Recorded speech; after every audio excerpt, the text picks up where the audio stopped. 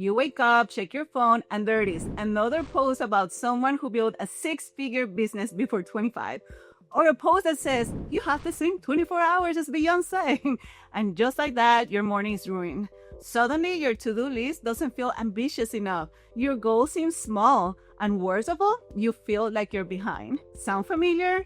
We live in a world that glorifies the hustle culture, where busyness is like a badge of honor and rest is just for the weak, and your worth is tied with how much you achieve. The pressure to always be on makes you question yourself. It keeps you trapped in a cycle of comparison and burnout and feeling like you're never gonna measure up. So in this video, I'll be breaking down why hustle culture is quietly sabotaging your self-worth, and more importantly, how to break free so you can start building confidence on your own terms. Now let's get into it. Here's how to know if you're stuck in the hustle culture. Hustle culture tells you that if you're not constantly working, you're falling behind, right? If you're not first, you're last. But what if I told you that this mindset is not making you more successful, it's actually destroying your confidence? Hustle culture is sneaky. It doesn't always show up as a flashy grind 24/7 mentality. Sometimes it's disguised as just working hard or doing what it takes. But here's the real question. How do you know if you're caught in it? So here are 4 clues to help you find out. Número uno, you feel like you're never doing enough. No matter how much you accomplish, there's always that nagging thought about, I should be doing more. You check social media and see somebody building a 6-figure business at 25, and suddenly your own progress feels insignificant. I've been there. During my corporate career, I was doing everything. Meeting, deadlines, taking on extra projects, staying late, yet I still feel that it wasn't enough. And it wasn't just work. This mindset followed me everywhere. Even when I was up, my brain would not let me rest. If you constantly feel like you should be doing more, that's a sign that you're caught in the hustle culture. Number 2, you ignore the signs of burnout. Burnout doesn't always start with exhaustion. It starts with small signs. Feeling drained even after a very nice full night of sleep. Losing motivation for things that once you loved. Becoming impatient or snapping at people over really tiny things. I didn't know I was in burnout until one afternoon my husband said, "Jenny, are you okay?" And of course I thought I was pretending to be okay. I got it all in control. I said, "Yeah, I'm okay." But then he looked at me like he was looking into my soul. And he said, "Not really, Jenny, are you okay?" And I realized I was not. I realized I had convinced myself that I was fine, but even those around me could see that that was not me anymore. If you find yourself pushing through stress, thinking, "I just need to work harder," please pause. Your body and your mind are trying to tell you something. Number 3, you equate success with constant sacrifice. Do you want to know one of the biggest red flags of the hustle culture? Believing that success requires giving up everything else. If you think that you have to choose between your goals and your health or your family or happiness, you're in it. When I left my corporate job, I thought hustling harder was the only way to make it. So I cut out all of the things that gave me energy, dancing, painting, and even simple downtime. And guess what? My body shut down. I was sick for months because I was completely out of alignment. If you feel guilty for resting or believe that taking time for yourself means falling behind, that's hustle culture talking. Number 4, your workplace or environment rewards overwork. Hustle culture is not just a personal mindset. It's often built into workplaces, industries, and even social circles. Look around. Are people constantly praised for staying late or working weekends? Do you feel the pressure to always answer emails at all hours, at all costs? Is hard worker the only recognition that you get rather than your actual skills or vision? A client once told me that she was known as the hard worker in her company. And at first, she took it as a compliment. But over time, she realized that being labeled as a hard worker meant that she could be replaceable. It didn't highlight her unique strength, her superpowers, only that she could push through long hours. If your environment celebrates grinding more than actual impact, that's a sign that you are in the hustle culture trap. So, are you stuck in the hustle culture? If you recognize the signs in your life, don't panic. The goal is not just to stop working hard, but it's to shift the how you work. Hustle alone won't bring success.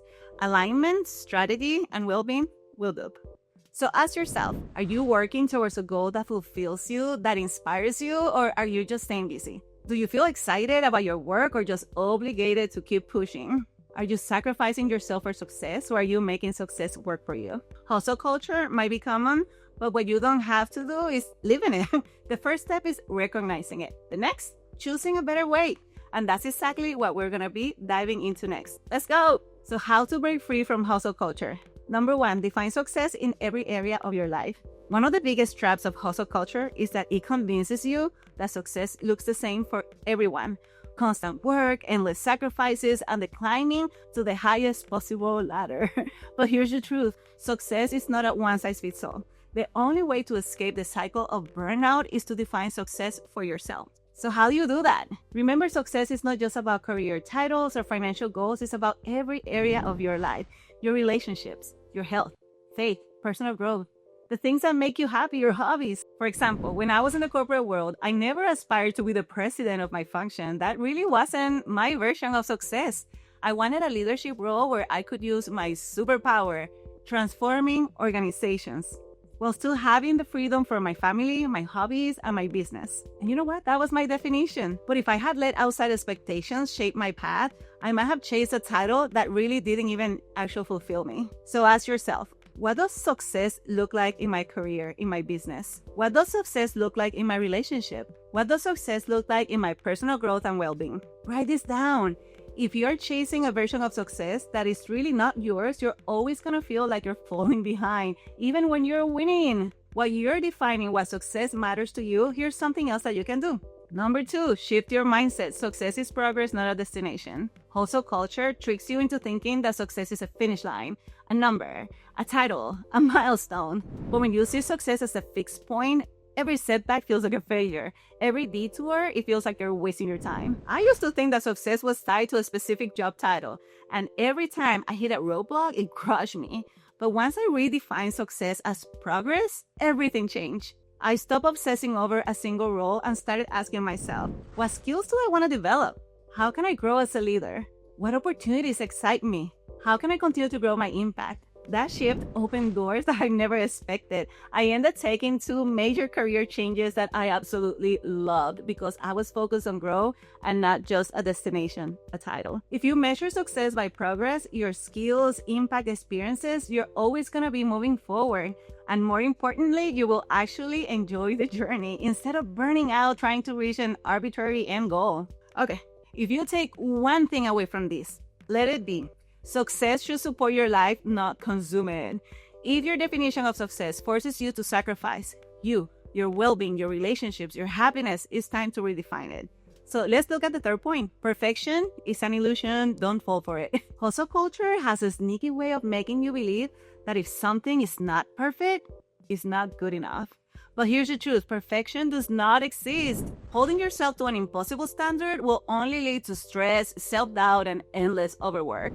So instead of chasing perfection, ask yourself, what is the actual outcome that I'm trying to achieve? Is it aligned with my values? Does it provide real value? If the answer is yes, then it's done. Move forward. 2 things are going to happen. Either it works amazingly or you're going to learn something new. So tweak it and even make it better. That's how real growth happens. I learned this lesson the hard way when I was writing my book. When I finally finished the draft, right, the manuscript, I celebrated. I even recorded a video announcing, it's done! But I had no idea that the editing process will take just as long. I found myself rewriting and rewording and rewording what I just reworded. It was an endless loop, searching for the perfect message until I finally stopped. I reminded myself, what's my goal? To empower people to be authentic and give them a proven framework to achieve the big goals. Did my book accomplish that? Yes, check. Was it aligned with my values? Absolutely. Did it provide value? 100%. Then it was done. If I had let perfectionism take over, that book will still be sitting in drafts instead of being published. So let go of the illusion of perfection. Focus on progress, alignment, and impact, not an impossible standard that keeps you stuck. Next, we will look at knowing when to say yes and when to say no. My favorite, number 4, be choosy with your yeses. Remember, every time you say yes to something, you're saying no to something else. So the real question is, are your yeses aligned with what truly matters to you? Are you saying yes to your dreams or someone else's expectations? Are you saying yes to your health, your family, your personal growth? Or are you just piling more and more into your plate? Are you saying yes to things that energize you or things that drain you? The key is to say yes to what moves the needle on your goals and brings real value to your life. When I was writing my book, I had to say no to things that I would normally agree to.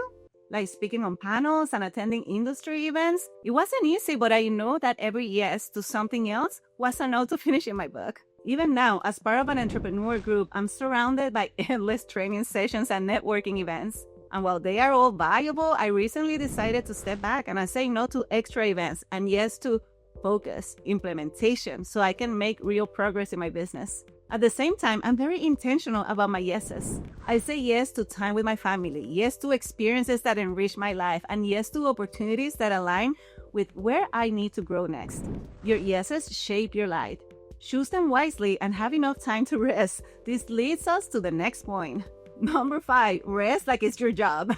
For the longest time, I'll be honest with you, I struggled with rest because it felt unnatural. I grew up in a culture that glorified the hard work, the go, go, go, where people stay up late, work weekends, and went above and beyond. Those were the ones that were getting the recognition. And honestly, that belief followed me into my career. I thought working harder meant I was doing better, until my body told me otherwise. At one point in my corporate job, I was working nonstop. Days, nights, weekends, my laptop was practically glued to me. I was exhausted, but I ignored it. And then I found a lump on my neck. The doctors thought it was cancerous. And in that moment, my daughter was only 2 years old. I realized how much I had been sacrificing. Work suddenly didn't seem that important anymore. So guess what? I stopped everything. I delegated all of my responsibilities, took time off, scheduled my surgery. But before that, I took a vacation back home to Puerto Rico. And something incredible happened. That lump disappeared. Even the doctors could not believe it. Later, I was diagnosed with a condition that was triggered by stress. And in that moment, I finally understood. Rest is not a luxury, it's survival. After leaving the corporate world, I thought I was free from that hustle culture, but guess what? The habits follow me. So I started working nonstop again, pushing myself too hard, and suddenly I was constantly sick. That's when I knew I needed to be intentional about rest. So now what do? I schedule time to fill my cup. I dance, I paint, I take one full day a week to completely recharge. It's my recharge day. And something magical happened. The moment I truly prioritized rest, I found myself in flow. Like creativity didn't dry up, it flourished. Opportunities started coming to me. Clients reached out. Collaborations happened naturally. And that brings me to the next point, periodic check-ins, because it's so easy to slip back into the hustle mode without you even realizing it. So number 6, periodic check-ins. It's wild how easy it is to slip back into that hustle mode without even realizing it. One moment you're feeling great, balanced, aligned, in flow, and then suddenly you're drained, overwhelmed, and wondering, how did I even get here? That's why regular check-ins are non-negotiable for me. And yes, I'm gonna admit it, I'm a total nerd about this. I literally have a Google sheet where I track my daily goals, but there's a fun part. One of the metrics is energy. Yes, energy. And I don't overcomplicate it. It's simple system. 3 values.